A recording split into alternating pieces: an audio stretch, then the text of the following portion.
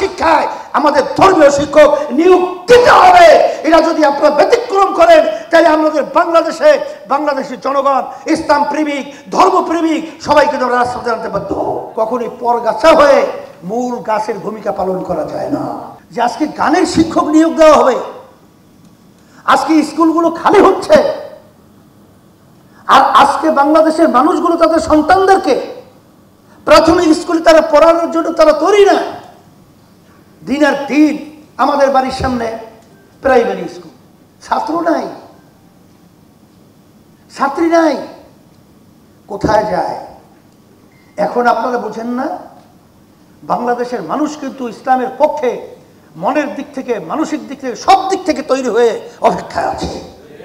আমরা যারা নেতৃত্ব দিচ্ছি, যদি আজকে আমরা তাদেরকে সঠিক পথে পরিচালনা করতে ব্যর্থ হই, ভবিষ্যৎ প্রজন্ম আমাদের যখন ইতিহাস রচনা করবে তখন আমাদের ব্যাপারে কলঙ্ক, ধিক্কার জানিয়ে ইতিহাস রচনা করবে। এই জন্য আমরা 53 বছর দেখেছি, বহু সরকারের পরিচালনা আমরা দেখেছি, আমরা মূল্যবোধের সরকার ইসলামের দেখেছি, কিন্তু আসলে তারা শরিয়া আইনে বিশ্বাসী না এবং তারা ইসলামী পন্থা উত্থান তারা সহ্য করতে পারছে না। এবং তারা কিন্তু বাংলাদেশের ভিতরে মৌলবাদীদের অভয়ারণ্য এরা তারা সহ্য করতে পারছে না। আজকে আমাদের ভিতরে চিন্তার ব্যবধান থাকতে পারে, কিন্তু আমি পরিষ্কার বলবো, কখনই পরগাছা হয়ে মূল গাছের ভূমিকা পালন করা যায় না। আমি বুঝি নির্মাণের শিল্প, সালাম স্টিল বোঝে ডিউরেবিলিটি। সালাম স্টিল, মোস্ট ডিউরেবল স্টিল। এখন কিন্তু গাছ হওয়ার মতো পরিবেশ তৈরি হয়েছে। আমি সকলকে আহ্বান জানাচ্ছি, আর বর্তমান অন্তর্বর্তীকালী সরকারকে আমি পরিষ্কারভাবে বলবো, আপনারা কিন্তু বাংলাদেশের জনগণের ভোটে নির্বাচিত সরকার নয়। আপনারা ওখানে বসেছেন। আমি প্রথম দিন ডক্টর ইউনূস সাহেবকে বলেছি যে আপনি যদি দেশ সুন্দর পরিচালনা করতে হয় তাহলে আপনার বিশেষ করে লক্ষ্য রাখতে হবে যে দেশের মধ্যে শতকরা 92 জনের মধ্যে মুসলমান বসবাস করে, আর এই মুসলমানদের নেতৃত্ব কিন্তু আসলে বাস্তবতা হলো সম্মানিত উলামায়ে কেরাম। আপনি কথা বলার ব্যাপারে, তাদের ব্যাপারে সতর্ক অবস্থায় কথা বলবেন। প্রথম যেদিন আমার সঙ্গে দেখা হয়েছে সেদিনকে কিন্তু আমি কথাগুলো বলেছি।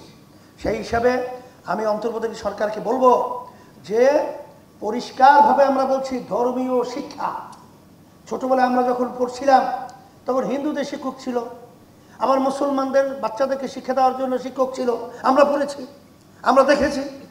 কিন্তু আপনি গানের শিক্ষক নিয়োগ দিবেন, কি শিক্ষা, কি করতে চান? এই টাকা তো আমরা কামাই করে ওখানে পাঠাই, আর সেই টাকা নিয়ে আমাদের বাচ্চাদেরকে বেয়াদব বানাবেন, উচ্ছৃঙ্খল বানাবেন, চরিত্রহীন বানাবেন। এটা কখনোই আমরা সহ্য করবো না।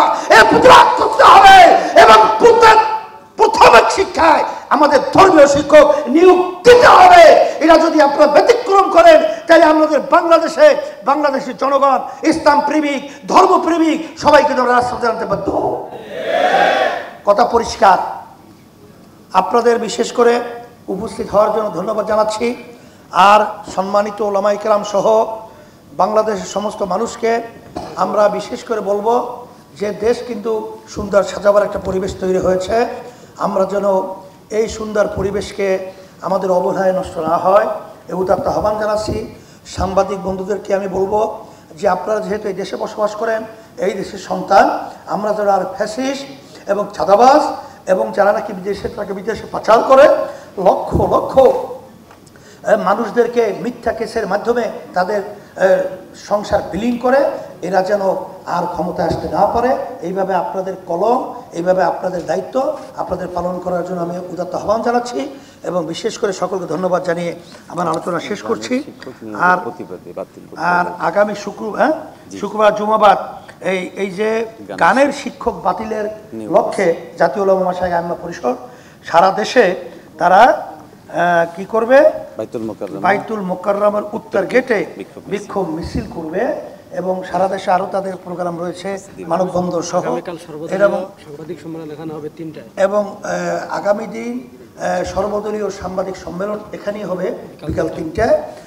আল্লাহ আমাদের এই সেমিনারকে দিনের জন্য, ইসলামের জন্য, মানবতার কল্যাণের জন্য, দেশের কল্যাণের জন্য আল্লাহ কবুল করুন।